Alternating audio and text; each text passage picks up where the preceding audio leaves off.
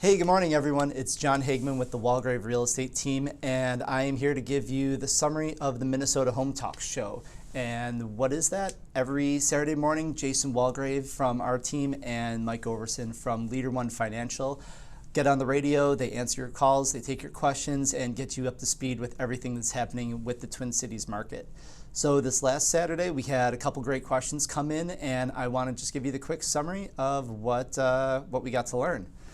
So the very first question was about development trends that are happening in Minneapolis. We see all these new apartment buildings and condos that are going up, and the caller asked what are some of the trends that we're going to be seeing with this going forward, and kind of looking at what are some of the smaller plays that they could do to piggyback on some of these already occurring trends. What we recommended was to actually look outside of downtown Minneapolis for a number of reasons. One, there's so much demand, and the cost of just the land alone out there really puts a lot of people out of the market for doing some of those big plays, because you're dealing with the big developers, the big construction companies that are creating 100-unit developments. So one question that the caller had was, what about buying a lot, and what does that look like? Lots are great, can be great investment opportunities, but they're a long-term strategy where you might have to buy the lot, hold on to it for 10, 15, 20 years even, and then at that point you'll find a developer, because of development pressure, that is going to look at buying that property. So yes, it's great, but you're also going to be sitting on that property with all your cash tied up, and it's not going to be generating any revenue. So instead of looking at a lot, you can look at buying a small multifamily, a townhouse, anything along those lines that's going to generate some money while you have it. And then if you're looking at developing that later down the road, especially with the new Minneapolis 2040 plan, then that might be a good way to kind of have your cake and eat it too. So question number two is, we had a gentleman who has his house paid off. He's got a lot of cash that's he can pull from that, and he's looking to buy an investment property. He was looking for some advice. What should he do? Should he take out, let's say, all the money from that, and let's just say, like for round numbers, $200,000, and buy that buy a property with straight cash, or should he leverage it? And the best way to look at this is, if you had that $200,000 and you were going to look at investing that, you could buy a place with that money, and you could start getting your money back, and kind of creating an annuity of sorts with that. Or you could take that money and leverage it with a mortgage, and instead of a home for $200,000, now you could leverage that and at 20% down, and now you have $1 million property, which you're going to be generating hopefully more income, and you're going to get a better cash on cash return with that as well. So a lot of different ways you can do that. This gentleman sounded like he was nearing his retirement age. So at that point, you're definitely going to want to talk to your financial planner. And the general consensus is that you're going to want to look at leveraging that rather than just buying a property with straight cash. The beauty of real estate is really in that leverage, where you can where you can take advantage of the cash flow, the tax savings, and also the depreciation on day one. Meanwhile, you still owe 80, 90% of that property, whatever amount of money is outside of your down payment that you had to take the loan out for. So what else do we do?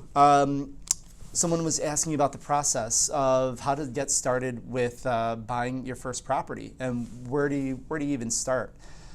Best place to do that is, it's a two-pronged approach. One, talk to a realtor, because real estate, you need to get access to properties that are going to be sold on the MLS, and we can set you up with a custom search just for you.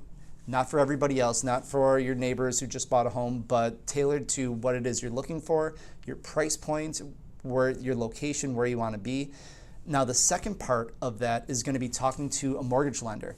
Talk to someone like we have Mike at Leader One, where he's going to go through your financials. He's going to get a good gauge as to what your monthly costs are going to be, and what's that going to look like as a mortgage payment every month. So based off of that conversation, we'll probably retailer that custom search that we made for you, And that way we can really narrow in on what properties are going to be the right fit for you. So that's the best way to kind of get started as a first-time home buyer.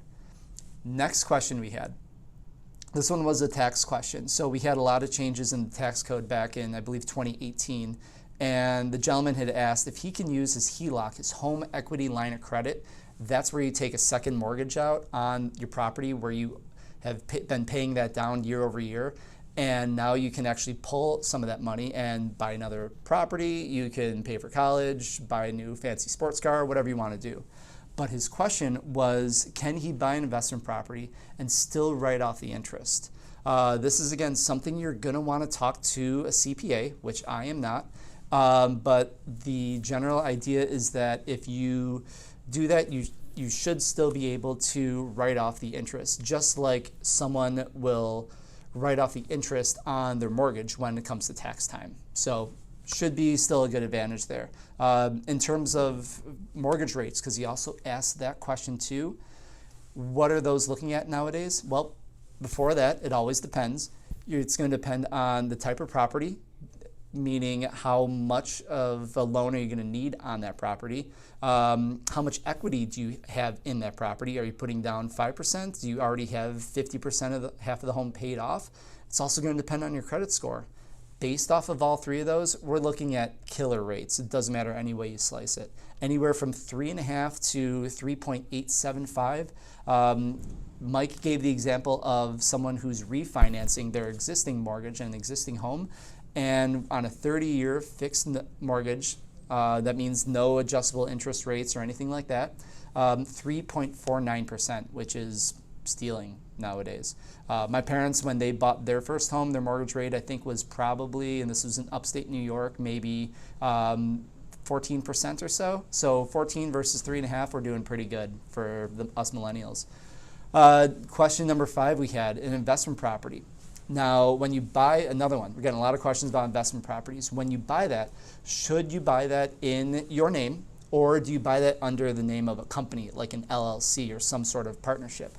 There's advantages to both. Now, when you put the property in a LLC, you're going to have this, they call it the corporate veil. You're going to have a little bit of increased or decreased liability. So if you have an investment property and one of your tenants falls down or gets bit by a dog or something like that, there's going to be that division. And this is, again, something where you're going to want to talk to an attorney about. But the idea is that that asset, the home, the investment property, is going to be separate and segregated from the rest of your assets. So if something does happen at that property, you should have some buffer or a barrier between what people could potentially go after you for. So value of the house, its own little silo, and then you have your own silo of your own home, your own retirement savings, your own life insurance, any college savings, anything like that. The idea is to kind of separate both of these.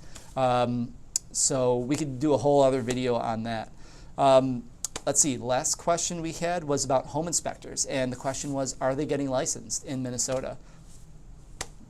Probably not. I don't know. Nobody really knows right now. There's some concern that if inspectors were to get licensed, which they're currently not. So what that means is if I went to Office Depot or I went to Vistaprint and printed off John Hageman, top producing real estate inspector, then I could be a real estate inspector. So there's no necessarily like buffers or standards, but when you do, you always want to make sure that you get an inspector that is nationally certified or they have a lot of experience. There's other ways, not to say that this is wild, wild west, but when you get an inspector, you want to make sure that they're credible, they're experienced, and they know what the heck they're doing. Last thing we had was 10 ways to save money on your home renovation. So this is really going to come down to a couple key things. One is figure out what your budget is, stick to it. So make sure you don't get any cost, and as my father-in-law likes to call them, the might as well. So we might as well add granite, we might as well add a half bath, we might as well redo the roof, we might as well add a deck. That scope creep can really throw your budget out of the window.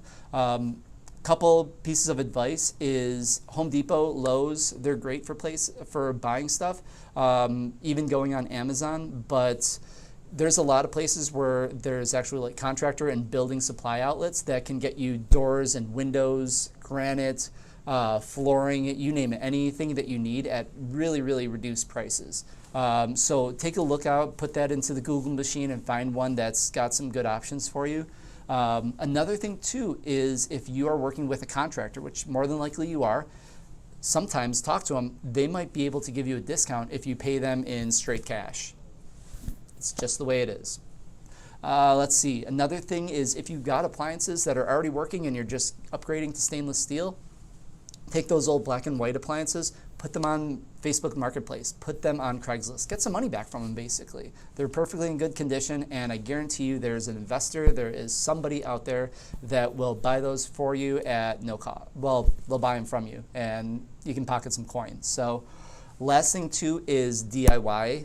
Everybody loves to DIY everything. I'm guilty of it way too much. What I can tell you is if you do something yourself, and I've got some skill, and I love to watch some YouTube videos, budget twice the amount of time and maybe twice the budget of your cost, because especially if you're working with an older home, this is just my experience working on duplexes from 1902 and 6 and 11. Things are not the standard units of measurement and not units of measurement, but the standard ways that things are built nowadays is completely different from where they were 100 plus years ago. So studs are going to be in the wrong space, spacing is going to be off, plaster you're going to have to deal with, which is going to be messy. So there's a lot of different ways that a 3-hour project turned into a day-and-a-half project, and I'll tell you that just from my experience. So that's our home show for the week, and if you have any questions, feel free to reach out to me or anyone else on the team, and thanks a lot for watching.